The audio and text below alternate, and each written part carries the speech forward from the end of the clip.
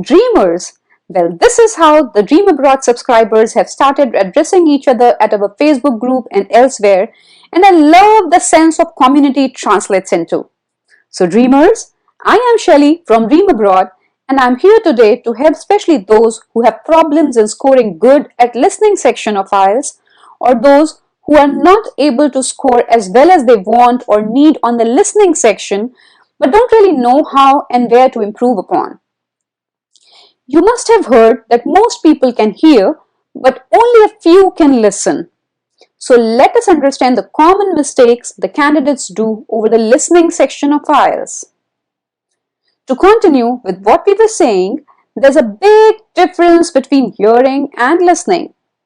Listening means paying attention to what is being spoken in order to understand the meaning of the words. Unlike hearing, where one has to just take note of the spoken word. In fact, those who do not differentiate between their hearing and the listening skills do especially bad on the multiple choice questions at the listening section. So make sure that you focus on the meanings also instead of just listening to the audios that are being spoken to you. Not reading directions in their totality also is a major mistake done by a lot of students I teach. Usually, the candidates assume what the direction is saying and forget some of the important catchwords that it might be having. Remember, if the direction says no more than 2 words and you end up writing 3 words due to the overconfidence, you cannot blame IELTS to not give you marks for a particular answer in which you have done this. To break this habit, develop a practice of reading instructions and directions even while you are practicing at your home before the actual test. This will help you to understand that you will have enough time on the real paper to read the directions and yet solve the paper. Spelling mistakes. Nearly everyone asks me if spellings matter on IELTS. Of course, they do. Not only in the writing test, but also on the listening as well as the reading test, spellings matter.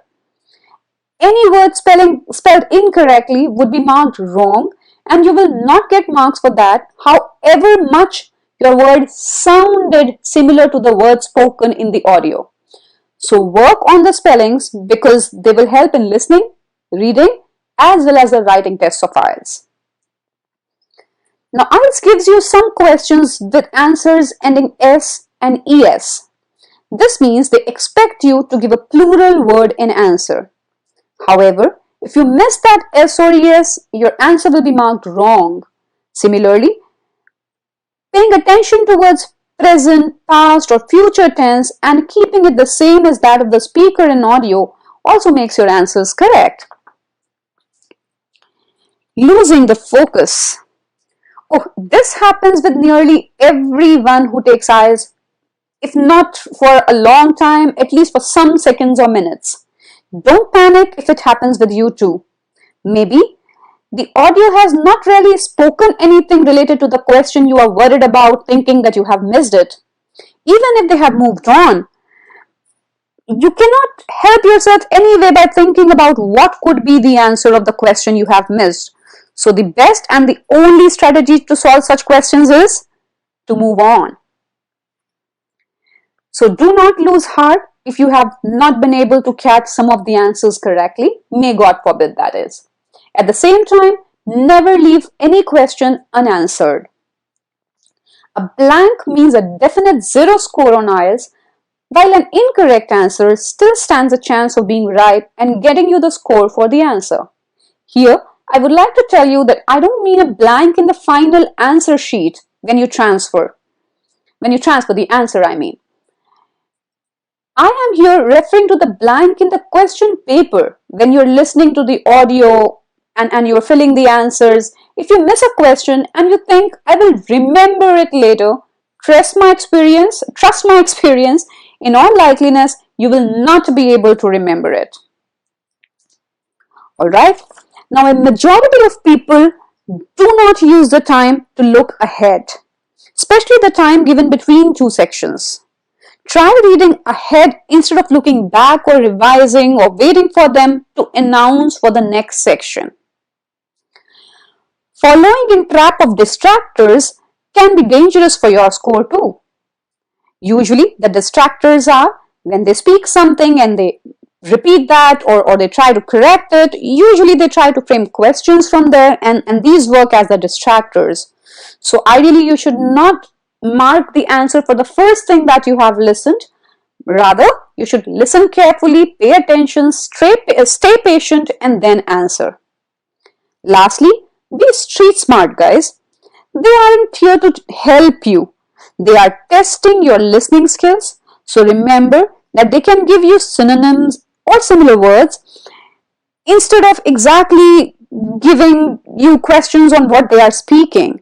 So look out for any synonyms, keeping in mind that this is a test, and in all possibilities they will not keep it too simple for you.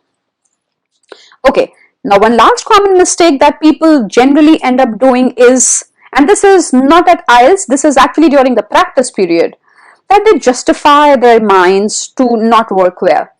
Now please stop justifying your minds that they cannot listen and write simultaneously, because A, you are a multitasker anyway in your day-to-day life also, and this is not the first time you are listening and doing something else around with the listening. You keep on combining your listening skills with something else throughout the day. B, everyone else who's taking IELTS does this, so it's not such a Herculean task anyway. Now, having said that, I believe that these were the common errors that you would try to look for and you would try to improve your score upon by working on them. If you haven't subscribed or liked or commented on our videos, please start doing that, because you matter and your opinion matters to us.